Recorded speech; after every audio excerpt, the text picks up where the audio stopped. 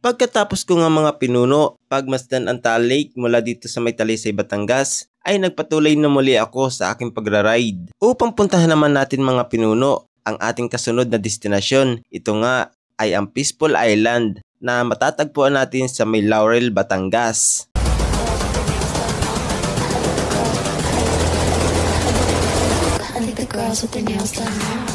Dito nga mga pinuno ay papalapit na tayo, papasok na tayo ng lungsod ng Laurel. At sa mga oras na ito mga pinuno ay medyo may katanghalian na nga. Naalala ko nga na hindi pa nga pala ako nag-aalmusal.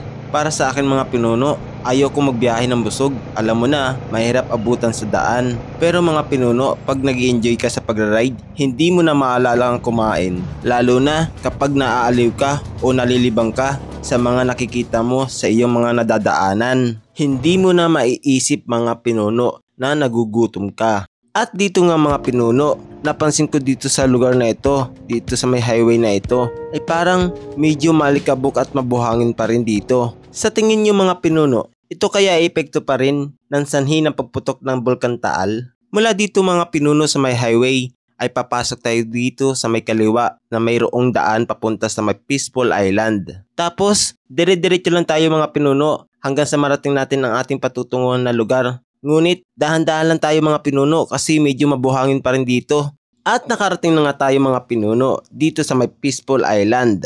Mula naman dito mga pinuno sa may Peaceful Island, ito naman ang ating mga view na ating makikita. Ang sarap pakinggan ang huni ng mga ibon. May pagkatahimik nga at ang ganda pagmasdan ng mga view dito. At halos nga hindi ko na naramdaman ang aking gutom nang makita ko ang mga tanawin dito sa may Peaceful Island. Mabisa rin dito mga pinuno ang tumambay, lalo na kung stress ka o nag-iimot ka. Sigurado ako, pansamantala mawawala ang iyong kalungkutan na nararamdaman. Thank you for watching mga pinuno. Please follow and share. Maraming salamat. Bye bye!